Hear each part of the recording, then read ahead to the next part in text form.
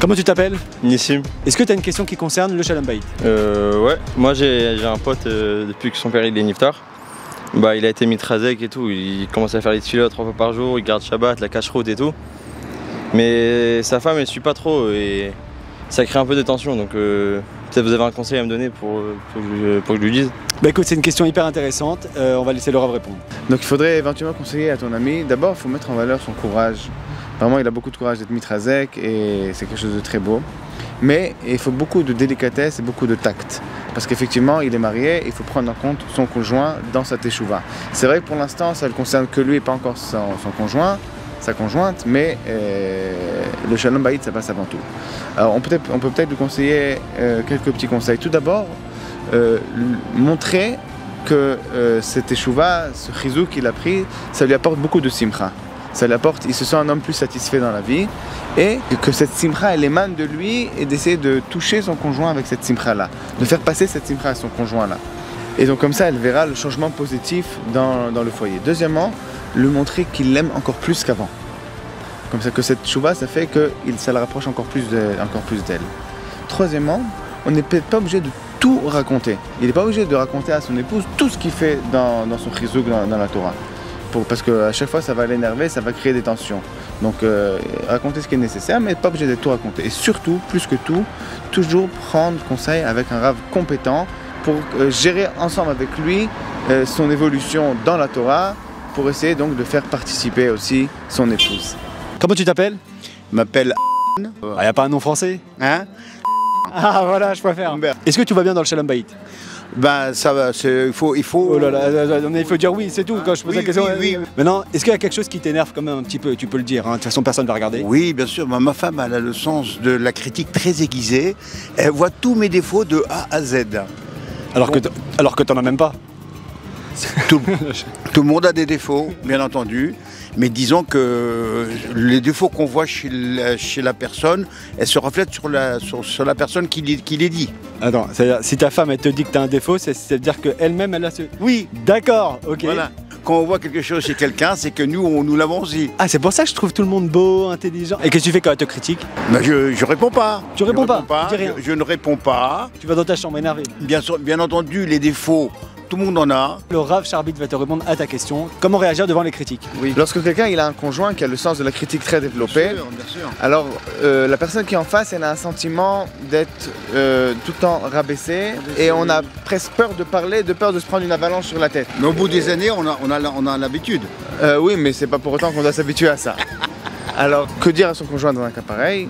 Il faudrait peut-être lui faire comprendre, dans le cadre d'un dialogue, dans une sortie sympa, que le rôle du conjoint, c'est pas toujours de chercher les défauts de l'autre ou de mettre en valeur les défauts de l'autre. Être un munch, c'est un homme. Un munch. Mensch. Ils savent pas ce que c'est ici. Alors, la différence entre les deux conjoints, c'est pas automatiquement des défauts. Chaque personne a le droit d'être différent de l'autre. Il faut que le conjoint apprenne à vivre avec son conjoint, avec ses qualités et avec ses défauts, en mettant en relief, en mettant en avant ses qualités plus que ses défauts. Comment tu t'appelles? Est-ce que tu as une question qui concerne le Shalom Bayit? Une chose que je me demande souvent, c'est en fait quand je rentre le soir à la maison après le travail, je sais pas, ma femme elle est tout le temps en pyjama, en peignoir, en foulard. J'aurais aimé qu'elle soit maquillée, perruque, petite robe. Genre peignoir, carrément, genre Peignoir. aucun respect. Aucun respect. J'ai même pas envie que le Rav te réponde parce qu'il y a rien à... Moi pour moi, déjà tu lui caches tous ses pyjamas. Ouais. Tu lui laisses que les robes de Tu es soirée. d'accord avec moi? Voilà. On va quand même laisser le Rav répondre. Je pense qu'il faudrait mettre des caméras dans la maison pour voir ce qui se passe avant qu'on arrive à la maison à 7h. Qu'est-ce qui s'est passé à la maison? La femme, l'épouse, elle a rangé la maison, elle a stické la maison, elle a couché les enfants. Après que Moshe il a eu la bonne idée de renverser tous les clics par terre et que le petit Moshe a renversé son esquique sur la tête de la petite Léa, notre chère épouse était très occupée et au contraire, elle a pris du temps pour préparer la maison avant notre arrivée. Elle a mis un repas sur le feu, si elle a eu la possibilité, et tout ça elle a fait pour qui? Elle a fait pour nous. Donc il faut prendre conscience que tout ce qui était avant qu'on arrive, c'était pour nous. Effectivement, comment elle aurait eu le temps de s'asseoir devant son miroir et de se maquiller, de se parer? C'est pas tous les jours que ça peut arriver. Qu'est-ce qu'on va faire? Tout d'abord, peut-être mettre en valeur dans notre cœur tous les efforts qu'elle a fait pour nous, plus que le fait qu'elle a pas mis sa plus belle robe de Shabbat pour nous accueillir. Mais deuxièmement, lui dire intelligemment quand elle est bien habillée, qu'on aime la voir comme ça. Ça lui fera quelque chose de savoir que son mari l'aime l'avoir comme ça et peut-être qu'elle fera des efforts. Troisièmement, peut-être lui dire que ça nous ferait très plaisir qu'elle le fasse et je suis sûr que dans la mesure du possible, elle fera des efforts pour faire plaisir à son mari et de le faire à chaque fois que c'est possible. Toutefois, il reste vrai que dans le moment où le couple sont ensemble, en dehors du cadre de la maison, et c'est très important que la femme se fasse belle pour plaire à son mari et c'est quelque chose de très important pour une bonne évolution du couple. Comment tu t'appelles? Est-ce que tout se passe bien avec ta femme? Baruch Hashem, tout se passe bien. Non, c'est bon, tu peux le dire. Ah bon? Non, Bon, ok. Est-ce que tu as une question qui concerne le Shalom Bayit? Ma fille s'est mariée il y a à peu près 6 mois et depuis elle refuse de nous voir. Elle s'éloigne de nous, j'ai l'impression qu'elle s'éloigne de nous. Et je crois que son mari en fait bloque, il n'écoute pas nos conseils et c'est un peu compliqué. Peut-être que vous êtes des beaux-parents relous. Je sais pas, je pose la question. Non, non, je pense qu'on... Vous êtes sympa. On est sympa. Le Rav il va te répondre. Tout d'abord, il faut dire c'est tout à fait normal. Au contraire, si c'était pas comme ça, on devrait commencer à se poser des questions. Il n'y a rien de plus normal parce qu'une jeune fille se marie avec un jeune homme, qu'ils vont se concentrer ensemble sur la construction de leur foyer. Ils vont investir toutes leurs forces pour la construction de leur foyer. Et des fois, parfois, au dépend de leur relation avec les parents. La jeune fille, elle a trouvé en son mari un nouvel ami, un nouveau confident avec lequel elle va partager ses sentiments, ses difficultés, plus qu'avec ses parents. Et donc dans toute la première partie, dans toute la première phase du mariage, le couple va être entièrement concentré sur eux-mêmes, dans leur cocon. Et parfois c'est un petit peu dur pour les parents, c'est pas parce qu'ils veulent s'éloigner des parents, mais c'est un phénomène naturel. Il faut se montrer compréhensif par rapport à cela et comprendre que c'est pas quelque chose de volontaire, c'est un phénomène normal et naturel. Bien que les parents ils ont investi toute leur force dans leur enfant, c'est difficile de les voir sortir du cocon tout d'un coup et quitter le cocon familial pour créer leur couple. Donc il faut prendre ça avec beaucoup de havana, beaucoup de compréhension. Et je suis sûr que dans la seconde phase du mariage, un peu plus tard, une fois que la base du couple sera formée, ils vont s'ouvrir à nouveau vers les parents et prendre conseil avec eux. Ce n'est pas la jeune fille qui prendra conseil avec ses parents, mais c'est l'entité, l'unité qui s'appelle le couple, qui vont prendre conseil avec leurs parents. Salut, comment tu t'appelles? Daniel. Daniel, est-ce que tu as une question qui concerne le Shalom Bayit? Alors ouais, j'ai une question. J'ai un ami qui est marié depuis 15 ans. Et il m'a posé une question effectivement, il m'a dit, regarde, j'ai plus d'attirance envers ma femme, est-ce que tu as quelque chose à me conseiller? Ah ouais, c'est chaud ça. Un peu, ouais, un peu. Et personnellement, j'ai rien pu lui répondre puisque... Ah, je sais pas quoi te dire. S'il y a un manque d'attirance envers sa femme, peut-être ça peut provenir du fait que cet ami fait des comparaisons dans sa tête entre sa femme et d'autres femmes. Et donc ça lui donne certaines attentes de sa femme qui sont complètement détachées de la réalité. D'autre part, il faut aussi prendre conscience que de la même manière qu'elle a plus 20 ans, lui aussi il a plus 20 ans. Donc on a évolué ensemble et c'est l'évolution normale de la vie. Ceci dit, la construction d'un couple passe dans un premier temps beaucoup par le physique, mais dans la suite, lorsque le couple va évoluer, le physique va prendre une place seconde pour laisser passer à des sentiments qui sont beaucoup plus forts. Le Rav Aaron Kotler dit que ce qu'on appelle la Shana Rishona, la première année de mariage, c'est pas quelque chose de défini temporellement, c'est-à-dire que c'est limité à une année. C'est un principe qu'on peut appliquer pendant toute sa vie. On peut revenir après de nombreuses années de mariage dans une situation de première année de mariage où on va essayer de continuer la construction du couple qu'on a commencé depuis longtemps et essayer ensemble de raviver ce qui a été éteint avec le temps. Et donc ça c'est très important de savoir qu'on peut s'investir de nouveau et recommencer cette Shana Rishona même après de nombreuses années de mariage. Quand on habite dans une maison depuis 15 ans, on fait des travaux un petit peu pour rénover. Ceci dit, il reste tout à fait vrai qu'une femme doit faire tout ce qu'elle peut pour plaire à son mari quand on sort ensemble ou dans toutes sortes d'occasions. Salut, comment tu t'appelles? Israël. Israël, t'as pas un nom en français? Oui, si tu veux, Jean-Claude. Jean-Claude. Dis-moi Jean-Claude, oui. Est-ce que tu as une question qui concerne le Shalom Bayit? Bah écoute, oui, j'ai peut-être une question. Est-ce que dans un couple, ouais. Est-ce que lorsque je connais moi, bon, j'ai des cousins, quelques... Ah, t'as des cousins? Ils me racontent des fois des choses et ils me disent que ils éprouvent plus de sentiments un envers l'autre, mais... Quoi, ils sont fâchés, genre? Non. Comment on peut ranimer cette braise-là? C'est une très bonne question. Vous êtes en vacances ou vous habitez? Tranquille, en tout cas vous dérangez pas du tout la caméra, c'est ça qui... Comment on peut ranimer cette braise là? Bah déjà tu fais un barbecue, ça ranime. D'accord, faut amener de la... Une fois par semaine, un petit barbecue dans le jardin. Oui. La femme elle va se sentir un peu plus rapprochée, tu vois, hop, hop, ça va ranimer les braises. Je vois que vous comparez à juste titre la relation du couple avec un feu, avec une braise. Et un feu, de façon naturelle, si on ne s'occupe pas de l'alimenter en permanence, bah, il va tendre à diminuer, puis finir par s'éteindre.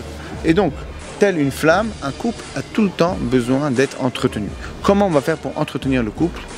Il faut conseiller à votre cousin d'investir beaucoup de temps dans la personne de son conjoint. C'est-à-dire beaucoup de temps, beaucoup de réflexion, sortir ensemble, essayer de raviver le dialogue pour essayer de relancer, de raviver cette flamme-là. Et c'est un phénomène tout à fait normal. Je comprends, mais des fois, vous savez que dans la vie, l'homme, il est préoccupé par sa parnassa, donc il est tellement omnibulé pour faire rentrer de l'argent dans sa maison qu'il oublie un peu tout ce qui se passe autour. Et la femme, elle comprend qu'en fait, elle est délaissée. On s'occupe plus de lui, il n'y a plus d'attention. Donc lui, il est tellement focalisé par ramener cet argent pour pouvoir donner à manger à sa femme et ses enfants, c'est qu'il s'occupe du reste. Et donc sa femme, elle ressent un délaissement, donc il s'occupe plus de lui. Ça, c'est un problème. Tout à fait. C'est justement là-dessus que le conjoint, le mari, doit travailler. Il doit prendre du temps pour son conjoint. Et comme vous dites, si le mari est très occupé, il faut qu'il fixe un temps défini,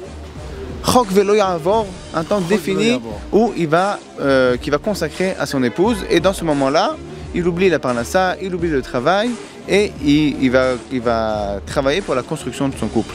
Et ça, c'est très important. Et c'est comme ça qu'on va donc animer le feu, raviver le feu. Et d'ailleurs, quand on fait partir un feu à partir de braise, il faut savoir que le feu, il est beaucoup plus chaud qu'au début. Salut, je te dérange pas? Non. Ok, non parce que j'ai l'air de m'introduire comme ça. Souvent je fais ça m'arrive. Ah bon. Est-ce que tu aurais une question qui concerne le Shalom Bayit? Alors ouais, j'ai un ami qui est venu me voir la semaine dernière, il m'a posé une question. Ouais. Parce que lui c'est un peu compliqué, le problème c'est qu'il gagne une somme pas ouf quoi. Et sa femme elle en revanche elle gagne le triple. Et du coup toute la journée elle lui met des pressions en mode... T'es vraiment un loser, j'en ai marre. Je te dérange pas Il est déchaîné celui-là. Non, et du coup, elle lui met des vraies pressions. Genre, elle lui dit tu gagnes pas assez, machin, moi je fais le triple de ton argent, tu sers limite à rien quoi à la maison. Ah ouais, donc il se retrouve dans une sacrée situation quoi. Comment il peut faire? Il suffit quoi. Il a sa petite vie pépère quoi. Il rentre chez lui, il a son petit repas. Exactement, lui il kiffe sa vie, mais elle lui met des pressions pour ça parce qu'elle gagne plus que lui en gros. Ravi Achiel? Tout d'abord, dans l'esprit de la Torah, l'ambition d'une personne doit se situer autre part que dans le travail et dans les échelons sociaux. Le but de l'existence, c'est pas de gagner un maximum d'argent ou de recevoir tous les honneurs parce qu'on est riche ou on est puissant. Au contraire, la véritable valeur d'une personne, elle se reflète par sa valeur spirituelle, par ses midot, par son attention envers les autres, par les mitzvot qu'il va accomplir et plus que tout par l'étude de la Torah. L'échelle occidentale des valeurs de la société, dans l'esprit de la Torah, c'est une échelle qui est complètement erronée. Mais ceci dit, si cet ami manque d'ambition de façon générale, alors je suis sûr qu'il manque aussi d'ambition dans ce qui touche aux vraies valeurs. Il doit aussi manquer d'ambition dans sa Avodat Hashem, dans la Torah. Et donc pour ça, je suis d'avis que sa femme doit l'encourager à le pousser en avant, à persévérer, à fixer des objectifs, mais pas dans le sens où elle entendait pour gagner plus d'argent, mais pour essayer de viser plus haut dans les vraies valeurs de la Torah. Alors ça c'est très important. Effectivement, quand quelqu'un il manque de punch, il manque d'ambition, c'est quelque chose de général. Et donc il faut le pousser à avancer, à lui donner de l'ambition dans les valeurs importantes. Et alors qu'est-ce que je peux lui donner comme conseil du coup à mon ami? En fait, il faut donner surtout des conseils à son épouse. Comment le pousser en avant. Ok. Et par exemple, se fixer des objectifs, prendre un objectif, se fixer un objectif et d'aller jusqu'au bout. Alors d'abord on prend un petit objectif, une fois qu'on y arrive, on essaie de viser un peu plus haut, que ce soit dans des cours qui va suivre, que ce soit dans la tfila, que ce soit dans la tzedaka qu'il va faire. Chaque chose qu'il va faire, c'est de le pousser en avant, de se fixer un objectif et d'arriver à l'objectif qu'il a défini. Est-ce que tu as une question qui concerne le Shalom Bayit? Alors, au niveau du Shalom Bayit, oui. Déjà, je fais tout à la maison. En plus, mon mari, il ne fait rien et en plus de ça, il laisse tout traîner. Qu'est-ce que je te dis? Bah, comment on surmonte une chose pareille? Ce que je peux faire, c'est demander au Rav sa réponse. Alors tout d'abord, il faut avouer la vérité, vous avez parfaitement raison. Quelqu'un qui n'a pas été habitué depuis qu'il est jeune à ranger ses affaires, c'est très difficile de changer. Mais il faut savoir qu'avec du travail, tout est possible. Il me semble que le problème il réside dans le fait que vous n'arrivez pas à lui donner l'envie de vouloir changer. Si à chaque fois qu'il rentre à la maison, vous lui dites « Encore ton pantalon par terre, c'est pas possible, il faut que la place d'un habit sale, c'est au sale, la place d'un habit propre, c'est dans l'armoire. » Et qu'est-ce qui va se passer? Tout de suite, il va se sentir attaqué. Et dès qu'il va se sentir attaqué, il va sortir ses griffes. Et la suite, on la devine d'avance. Ce que je peux peut-être vous conseiller, c'est de lui expliquer dans un cadre agréable que c'est très difficile pour vous, et que je suis sûr que dans le fond, il ne cherche pas à vous faire du mal, c'est pas juste une mauvaise habitude. Et donc lui expliquer comme quoi c'est difficile pour vous et que vous aimeriez beaucoup qu'il fasse des efforts dans ce domaine. Et donc en lui exprimant à quel point c'est difficile pour vous, vous lui donnerez l'envie de vouloir vous aider, de vouloir changer sur ce point. Parce que je suis sûr qu'en réalité, il vous aime beaucoup. Mais c'est une mauvaise habitude. Je suis sûr que dans un premier temps, tout ne sera pas 100%, mais avec de l'effort, doucement, on arrivera à des résultats. Deuxièmement, éviter les remarques directes et mettre en valeur à quel point une maison rangée dans une maison rangée, c'est beaucoup plus agréable à vivre.